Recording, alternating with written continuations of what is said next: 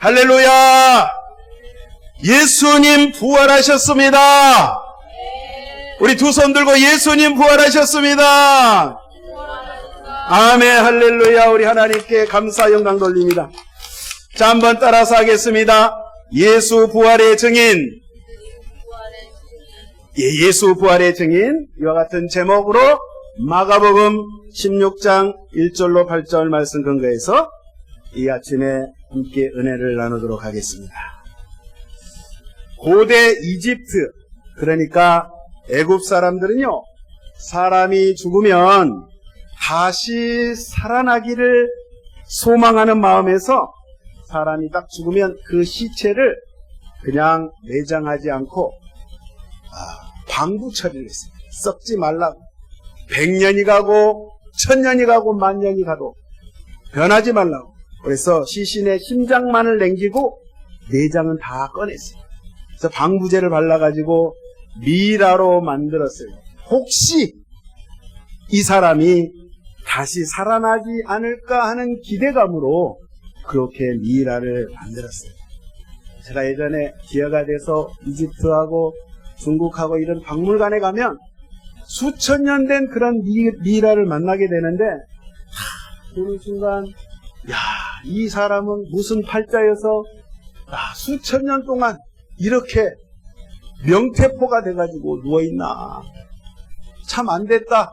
이런 생각이 들고 그런 생각을 하게 됐는데, 여러분, 불에 태우는 화장이라든지 또 땅에 묻은 매장을 해버리면 형체가 없어요. 썩어서 없어지잖아요. 불에 타버리잖아요. 그러니까 재생 불가예요. 그러니까 회생이 가능하기 위해서는 형태가 있어야 되니까 이 사람들이 미라로 이렇게 만들었단 말이에요. 여러분, 요즘 뉴스를 보셔서 아실 거예요. 현대판 이 미라 방식으로 사람을 처리를 하는데 어떻게 하냐면, 사람의 숨이 딱 끊어지면 이 사람을 바로 영하 150, 135도로 저온으로 해가지고 냉동을 시켜요. 냉동인간을 딱 만들어요. 그 냉동실에 딱 보관을 해가지고 나중에 훗날 기술이 발전되어서 해동을 해가지고 얼었던 이 시신을 녹여서 해동이 딱 되면 살려보고자 하는 그 열망 때문에 지금 전 세계적으로 3대 냉동 보존 기업에서 보관 중인 냉동인간의 수가 459 정도예요. 450. 계속 지금 늘어나고 있어요.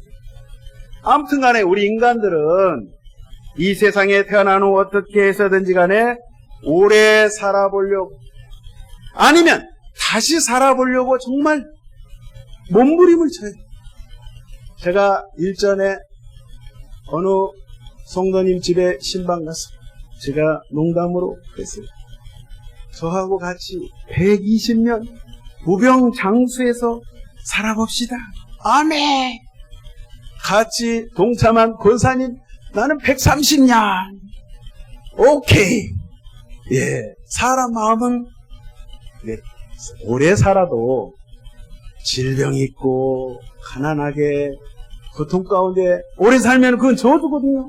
그러나 병이 없고 정말 건강하게 오랫동안 살기를 사람들은 이렇게 소망하는데, 그러나 우리가 실질적으로 살아보니 역사적으로도 그렇고 이 인간의 죽음의 문제를 해결할 수가 없다는 거예요. 죽음의 문제를 해결한 자는 이 지구상의 이 역사상 한 사람도 없어요. 누구나 다 정해진 시간에 하나님의 때가 오면은 누구나 이 세상을 떠나야 된다는 사실이에요. 그런데 오늘 이 인간 죽음의 문제를 해결하신 유일하신 분이 계시는데, 그분이 바로 우리 구주 예수 그리스도. 할렐루야! 예수님께서 죽으시기 전에 이미 숱하게 제자들을 통해서 많은 사람들 가운데 내가 죽지만 반드시 살아난다, 이 말씀을 하셨습니다. 그래서 마가복음 8장에도 보니까 인자가 많은 고난을 받고 장로들과 대제사장들과 서기관들에게 버림받아 죽임을 당하고 사흘 만에 살아나야 할 것을 비로소 그들에게 가르치시되, 이 말씀이십니다.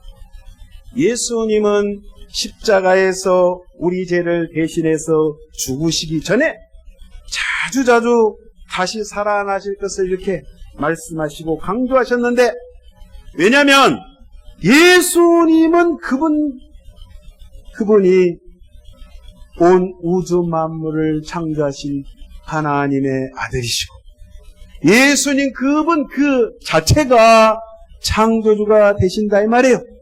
전지전능하시기 때문에 다른 사람은 죽음의 문제를 해결할 수 없지만 우리 예수님은 불가능을 가능케 하시는 부활의 주님이라는 것을 주님께서 몸소 실질적으로 그렇게 실천하시고 저와 여러분을 죽음에서, 저주에서, 사망에서 살리시기 위해서 친히 무덤에서 일어나셔서 부활의 주님이 되어주셨습니다.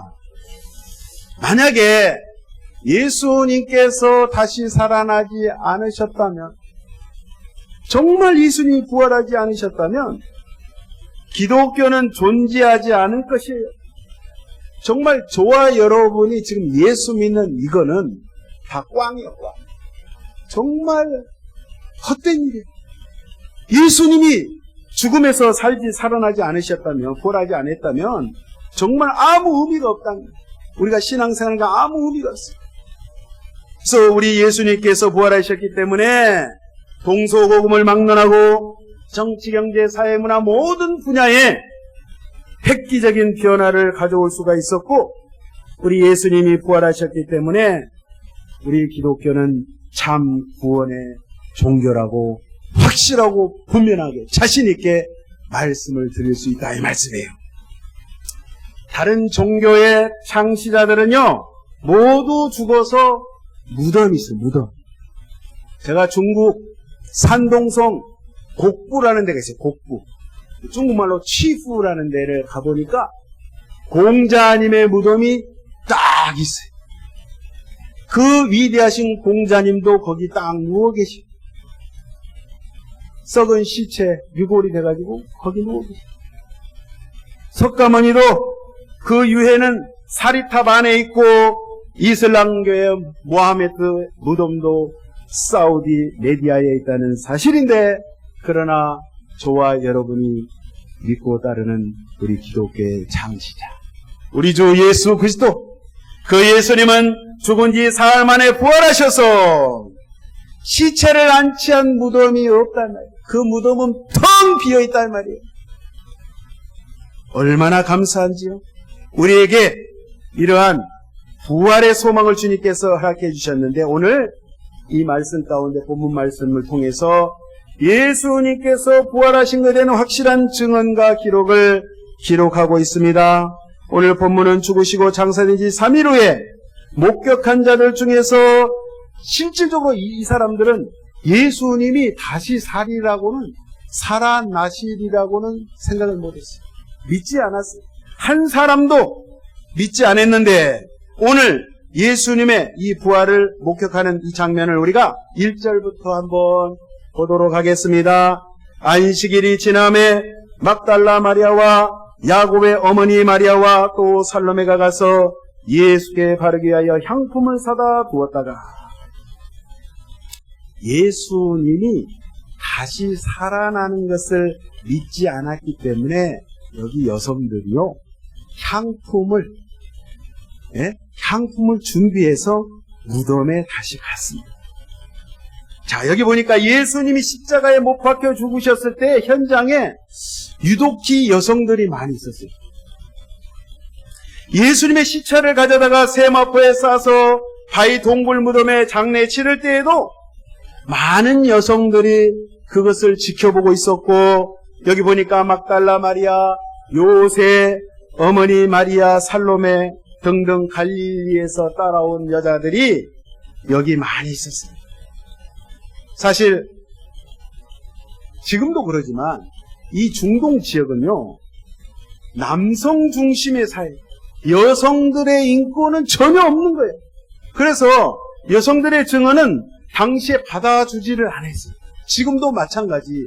여러분 방송을 통해서 보시면 저 아프가니스탄이나 이라크나 이란이나 이집트나 사우디아라비나 이런 지역에 이슬람 사회에서는요, 여성들의 성범죄 사건이 발생하면 여자들의 증언은 완전히 무시를 당하는 거예요. 그래서 이슬람 사회에서는 재판을 할 때 지금도 여자 입장에서는 굉장히 불리하게 재판을 받고 있는 거예요. 사람 취급을 안 하니, 인간 취급을 안 하니, 인권이라는 것이 도대체 없다. 그런데 이렇게 여성들의 증언을 받아주지 않는 사회인데 우리 하나님의 말씀이 기록되어 있는 성경은 이런 여성의 증언을 오늘 택했다는 것을 보여주고 있습니다. 그건 매우 중요한 이야기예요. 만일 예수님의 부활을 조작한다고 한다면 반드시 남성들이 증인이 되어가지고 나타나야 되는데 정말 뭔가 꾸며낸 이야기, 예수님이 부활했다는 이것이 사기다, 주작이다, 조작이다, 꾸며낸 이야기를 하면 남자들로 하여금 증인을 택해서 이것이 기록돼야 되는데 오늘 여기 보니까 마가복음은요, 유독히 여성들이 많이 등장해요. 여러분 사복음서 마태, 마가, 누가, 요한복음 4개 복음서 중에 가장 먼저 기록된 성경이 마가복음이에요. 오늘 이 마가복음이 가장 중요해요. 근데 신학자들은 어떤 분들은 이 마가복음을 근거해서 나머지 복음서를 옮겨 적었다, 여러 가지 살을 붙여서 좀 보태서 기록한 것 아닌가, 그렇게 이야기를 하는 학자들도 있는데 어쨌든 이 마가복음이 짧은 내용이지만 이렇게 기록을 하는데 이 여성들에 의해서 예수님이 부활된 것을, 그 목격한 것을 오늘 이렇게 기록하고 있다는 것은 예수님의 부활하심이 정말 사실로서 매우 진실성이 있다는 것을 여실히 보여주고 있다는 것입니다. 그러니까 예수님 이 당시에 여자들이 매우 무시당하던 이 시절에 하나님의 말씀을 기록한 성경은 여성들을 무시하지 않고 있다는 것이 저와 여러분이 이 한 가지 사실만으로도 정말 하나님의 말씀은 정말 혁명적인 메시지를 담고 있다, 이렇게 볼 수가 있습니다. 우리가 고린도전서 1장 26절에 이 말씀이 있습니다. 하나님께서 세상에 미련한 것들을 택하사 지혜 있는 자들을 부끄럽게 하려 하시고 세상에 약한 것들을 택하사 강한 것들을 부끄럽게 하려 하십니다. 하나님께서 세상에 천한 것들과 멸시받는 것들과 없는 것들을 택하사 있는 것들을 폐하려 하시나니, 우리 하나님께서는 이 세상에 정말 내세울 것 없는 비천한 자들을 들어서 쓰시는데 강한 자들을 창피하게 만든다. 할렐루야! 우리 주님은 정말 좋으신 분이시죠. 그러므로 이 당시에 고대 사회에서 여인들이 인권이 없고 어떻게 보면은 소모품처럼 여겨졌던 이 여인들을 연약함의 상징이죠. 여기에 우리가 한 가지 우리가 질문할 수 있어요. 그러면 도대체 그때 당시에 남성분들은 다 어디 가셨는가? 예수님 주변에 예수님이 죽어가시는 그 십자가의 현장에 정말 예수님의 제자들 3년 반 동안 예수님께서 그렇게 힘들게 제자를 양육했던 그 특수훈련을 받았던 예수님의 12제자들 다 어디로 갔냐 이 말이에요. 가룟 유다는 은 30에 예수님을 팔아버리고 그가 양심에 찔려서 극단적인 선택을 했어요. 수제자였던 베드로 예수님 모른다고 호언 장담하고 예수님이 감옥에 오면 나도 감옥에 쫓아가며 예수님이 죽는 현장에 있으면 나도 주를 쫓아가겠다고 그렇게 장담했던 베드로 어떻게 됐어요? 예수님이 죽게 되니까 무서워서 도망갔어요. 건물 안에 꽁꽁 숨어서 문을 걸어 잠그고 그렇게 있었다 이 말이에요. 그런데 여러분 오늘 여기 보니까 오히려 여자들만 자리를 지키고 있었어요. 예수님의 죽음의 현장에 예수님 멀리서나마 예수님을 지켜보고 있었고, 오늘 이 장면에서도 제일 먼저 예수님의 그 무덤에 달려갔던 여인들이 오늘 여기 기록하고 있는데, 어쨌든 간에 이 여성들은 예수님의 마지막 순간까지 함께했고, 오늘 이렇게 진짜 어떻게 보면 의리가 있어요. 의리. 교회도 보면요, 우리 여성분들이 참 의리가 있어요.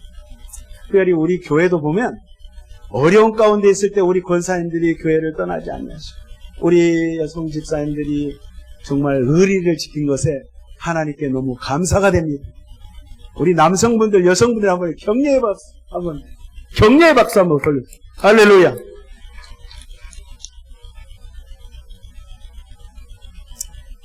그러니까 오늘 고정관념을 뒤집는 그러한 많은 여성들이 오늘 이 십자가까지 따라가고 멀리서 있었기 때문에 정말 가장 연약한 여성분들을 우리 주님께서는 귀하게 여기시고 오늘 예수님의 부활을 경험하게 하셨다 이 말이에요.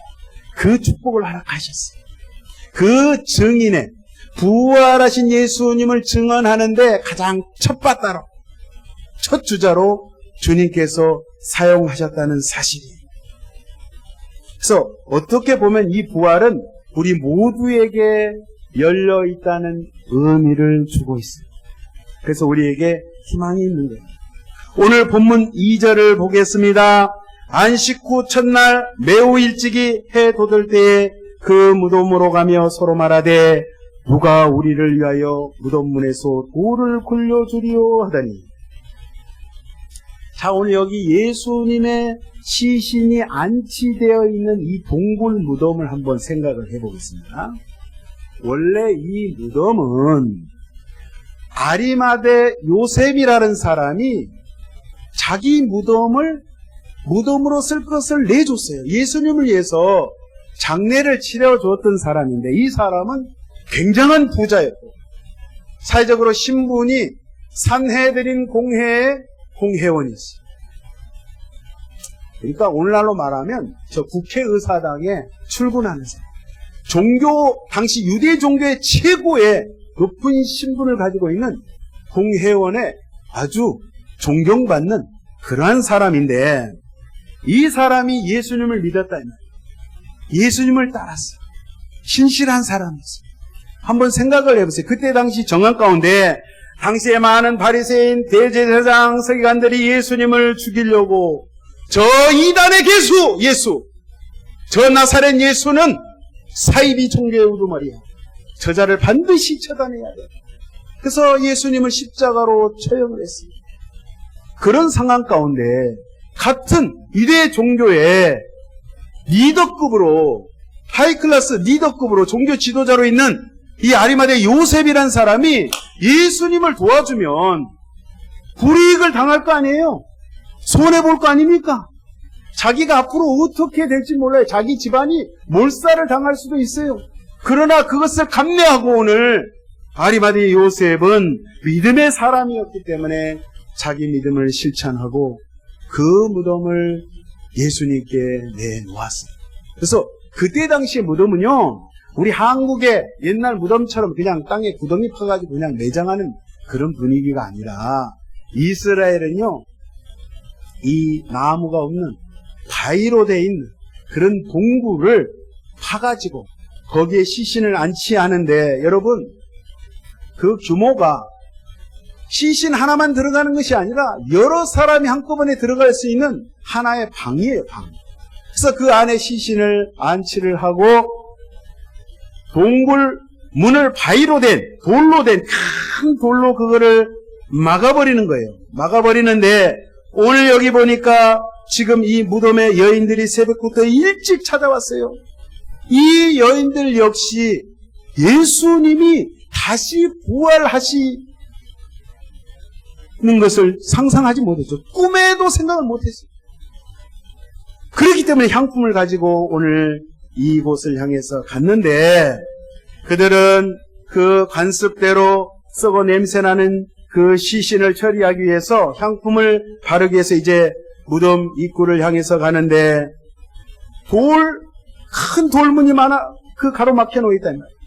왜냐하면요, 당시에는 야생 짐승들이 또는 사람들이 이 시신을 훼손할 수 있기 때문에 큰 돌로 막아놨어요. 근데 지금도 예루살렘에 가서 보면 2000년 전에 만들어 놨던 그런 동물 무덤이 상당수 많이 있어요. 많은 세월이 지났지만 그 무덤들이 있는데 그 유사한 무덤들이 많이 있어요. 그래, 여기 보니까 큰 돌로 무게가 거의 한 1톤 이상 돼요. 그러니까 이런 남정네들 한 5명 이상이 이거를 굴려도 움직일까 말까 하는데 여자들 몸으로 이게 불가능하죠.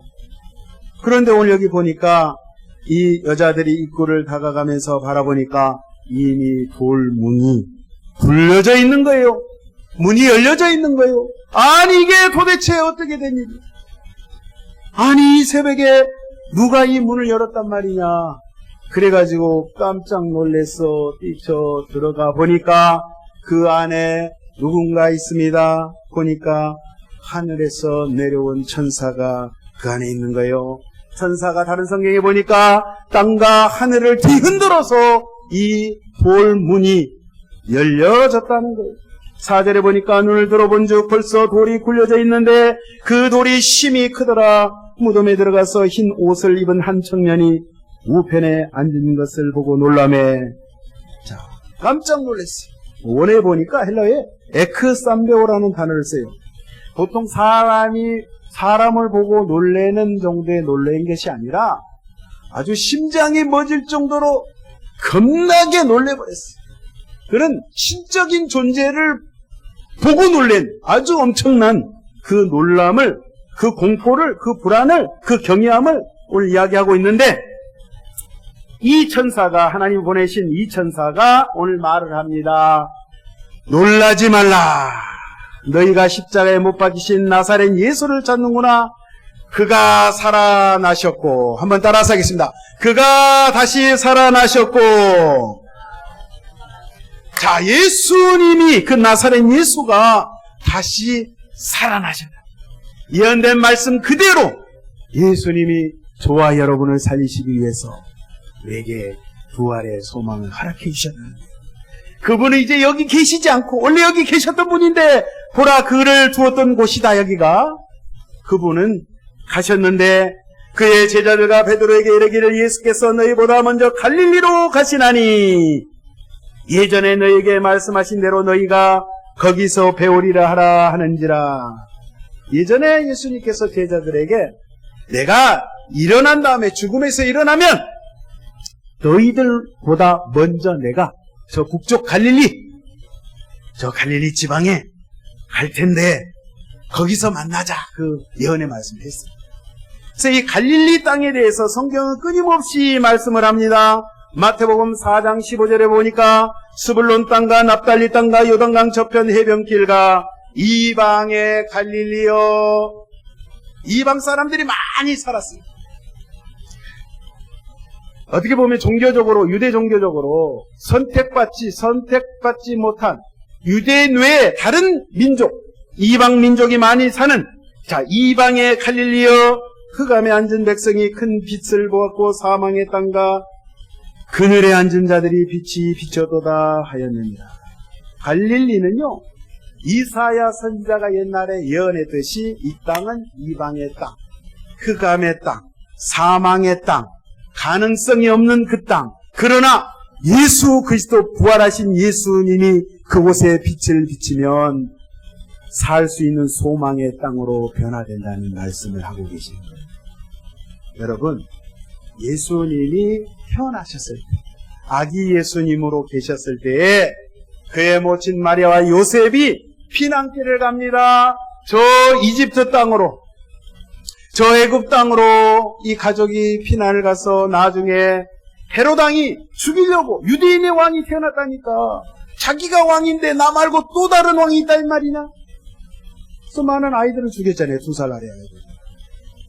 그 핍박이 있었을 때 이제 하나님의 천사에 이끌려서 예수님의 가족이 어디로 가죠?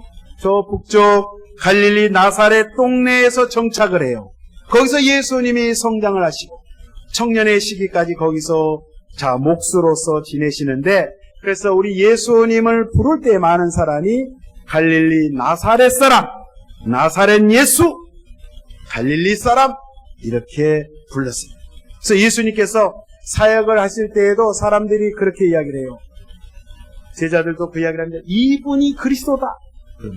아니, 그리스도가 어떻게, 메시아가, 그리스도가 어떻게 갈릴리 총구석에서 나올 수 있느냐? 원래 메시아는 저 베들레헴 그 땅에서 태어나셔야지 어떻게 갈릴리에서 나올 수가 있느냐? 우리는 도저히 인정할 수 없다. 근데 예수님께서 갈릴리 거기서 성장하시고 그 흑암의 땅에서 살으셨고 예수님의 12 제자들도 그것 출신이에요. 그것이 고향이에요. 자, 그런데 잘 보세요. 예수님께서 갈릴리로 먼저 가셨다는 이 말씀은 제자들을 한 모습을 한번 생각해 보세요. 예수님을 버리고 도망갔어요. 배반했어요. 그들의 사역은 실패했어요. 그들의 인생은 이제 망가졌어요. 예수님과 함께 막 활동할 때는 막 어깨가 으쓱해가지고, 제일 어깨가 으쓱한 건 제가 볼 때는 베드로 같아요. 수제자잖아요. 예수님 다음이냐, 서열이. 그 많은 사람들이 막 요즘 같으면 막 뇌물을 쓴다든지, 예수님 한번 만나게 해주실라요? 좀 줄 서봐. 그 맨입으로 좀 뭐 좀 갖고 와봐. 그러면 성경에는 기록 안 됐지만 모르겠어요. 아마 사람들이 제자들한테 잘 보이려고 그러고, 특히 베드로한테 잘 보이려고 이랬을 거란 말이에요. 그러니까 제자들의 어깨에 힘이 엄청나게 막 뽕이 들어가가지고 가오잡고 막 다녔을 거란 말이에요. 그랬던 그 제자들이 이제는 코가 쏙 빠졌어요. 예수님을 모른다고 배반하고 다 도망가고 그 주변에는 여인들밖에 없었다 이 말이에요. 그런데 오늘 예수님께서, 부활하신 예수님께서 갈릴리에 가셔서 저들을 만나주시고 저들에게 용기를 주시고, 너희들 너무 낙심하지 마. 코가 석자나 빠진 베드로에게 예수님께서 갈릴리 그 호숫가에서 만나주시잖아요. 격려해 주시잖아요. 마찬가지입니다. 저와 여러분들이 신앙생활할 때 어떨 때는 죄송해. 하나님 앞에 죄송스러워. 내가 하나님의 말씀대로 살아야지. 그렇게 다짐하고 그렇게 기도했건만 또 범죄하고 자주 넘어지고 실수하고, 저 같으면 그냥 제 성격 같으면 확 버려버리고 그냥 그러겠어. 근데 우리 주님은 끝까지 참으시고 인내하시고 용서해 주시고 품어주시고, 아픈 상처를 또 아까진기 발라가지고 안티프라민 발라가지고 싸매주시고, 그래 내가 너 안다. 너의 부족함을 안다 딸아. 내가 용서한다. 주님은 끝까지 기다려주시는 거예요.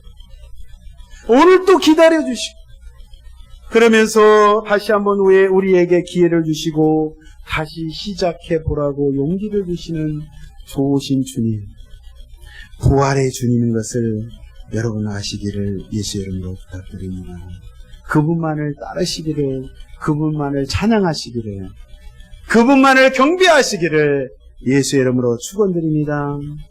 제자들이 예수님을 모른다고 부인하고 도망갔음에도 불구하고 그 갈릴리 그 가난하고 실패자들이 모인 그곳에 예수님이 직접 친히 방문하셔서 만나주시고 용기를 주시고 자신감을 심어주신 그 예수님 얼마나 감사한지요.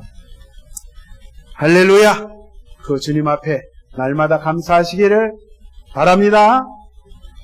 마지막 8절 보겠습니다. 여자들이 몹시 놀라 떨며 나와 무덤에서 도망하고 무수하여 아무에게 아무 말도 하지 못하더라. 자, 보니까 여인들을 통해서 아무 말도 못하고 부들부들 떨고 이게 너무 놀란 거예요. 충격받은 거예요. 예수님이 살아나시리라고 생각 못했는데 천사를 통해서 그 광경을, 그 현장을 목격을 하니까 너무 놀래버렸어요. 그런데 다른 복음서에 보니까 이제 다른 남자 제자들에게 이 소식, 예수님이 살아났다는 이 소식을 힘차게 알립니다. 그래서 부활하신 예수님을 다른 제자들도 만나게 되었고, 이제 여러 경로를 통해서 온 천하 만국에 예수 그리스도 이 주님은 죽음에서 부활했다는 것을 증거할 수 있게 되었다는 사실을. 할렐루야! 마지막 말씀, 여러분 고린도전서 15장 3절에 성경대로 그리스도께서 우리 죄를 위하여 죽으시고 장사 지는 바 되셨다가 성경대로 사흘 만에 다시 살아나사 게바 즉 베드로에게 보이시고 후에 12제자에게와 그 후에 500여 형제에게 일시에 보이셨으며 후에 모든 사람들에게 보이셨다고 성경에 기록하고 있습니다. 여러분, 바라옵기는 여러분의 삶 가운데, 저와 여러분의 삶 가운데 오늘 죽음에서 다시 살아나신 이 예수님, 그 예수님을 직접 실질적으로 체험하시기를 예수 이름으로 축원드립니다.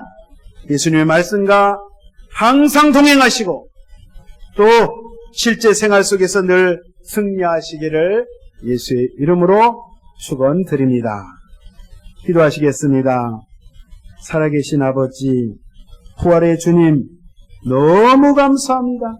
우리를 살리시기 위해서 죽음에서 부활하셔서 우리에게 살 영생의 소망을 허락해 주신 그 하나님 너무 감사합니다. 아버지여, 우리가 인생 살아갈 때에 어둡고 캄캄한 이 인생길, 정말 살아갈 소망이 없는 이러한 길에 하나님 오늘 예수님의 제자들에게 용기를 주시고 부활의 소망을 주신 그 예수님의 엄청난 위대한 사랑 앞에 다시 한번 저희들 머리 숙입니다. 아버지 하나님, 저희들의 삶이 어떠한 삶이 되든지 간에 우리를 격려하시고 우리에게 힘을 주시고 우리의 용기를 주신 그 주님을 의지하며 다시 한번 일어설 수 있는 저희들 되게 하여 주옵소서. 성령님 붙들어 주옵소서. 승리하게 하여 주시옵소서.